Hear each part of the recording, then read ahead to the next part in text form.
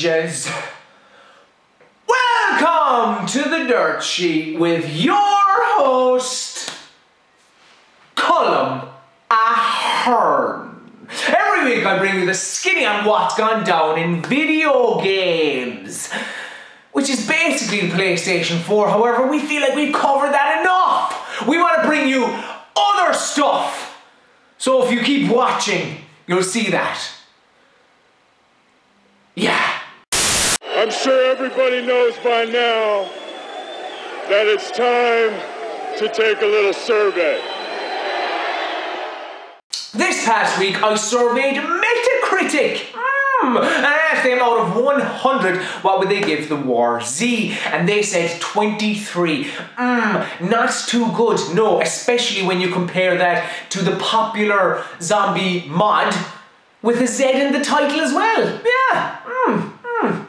But after, I suppose, not being received well by critics and fans, simply because of false advertising on their Steam description, they mentioned map sizes, they mentioned the amount of players that can be playing simultaneously, and all of those facts were seen to be a little bit false. But this past week they creeped their way back onto Steam without much fanfare, really, other than the fact that people were pointing at them and going, "Hey, you're back!" They were like, no, it's okay, it's okay. Strange, yeah, creeping their way back onto Steam.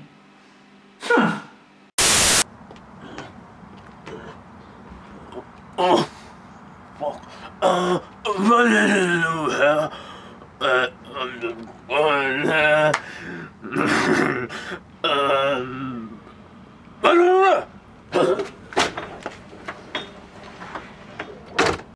OMG, WTF, LOL. You may not be familiar with the name Blake Jorgensen, however, he is Electronic Arts Chief Financial Officer, and this past week he got the internet in a bit of a tizzy. Oh no! Because he came out and said that all of EA's, actually, I'll let Blake speak for himself, and I quote, "We're building into all of our games the ability to pay for things along the way, either to get to a higher level, to buy a new character, to buy a truck, a gun, whatever it might be. And consumers are enjoying and embracing that way of the business. Yes, microtransactions, in-app purchases, however you want to word it, it looks like that's the future for EA. And of course, you look at their track record, you look at even Dead Space 3, one of their most recent big AAA releases. And that had microtransactions in the term of you could buy crafting tools for Mr. Isaac Clarke. No, that wasn't, you didn't have to do that, that was optional, because if you play through the game you can still get those. And some people said that those microtransactions weren't kind of in your face, you know, they were optional, they were to the side. Other people felt very, very differently about it, and this whole microtransaction business, it splits the crowd a bit. Again, this past week, Clifford Blazinski also wrote an internet blog as claiming that, hey, look, EA are a business, lads. They're a business, they're out to make money. That's fair enough, but don't shit on consumers. Do not fucking shit on consumers. And I apologise about this, because there's no little skit here. This is just, it's from the heart, brother. This is from the heart. Because when you pay your hard-earned cash on the game, and then you've little shitty microtransactions in it as well. I mean, free-to-play games, I get. I understand you have to have in-app purchases in them. But this is just trying to squeeze every little last nickel and dime out of the consumer. I mean, come on. It's absolutely disgusting. And that's all I have to say. Things trend worldwide, and it's trending right now. The internet has been all aflutter about Assassin's Creed 4 Black Flag. The next Assassin's Creed game is apparently coming out in October, according to Ubisoft, which they actually had the release date up on their website for a short period of time, and they swiftly took it down because it was too early. They weren't meant to be releasing this information.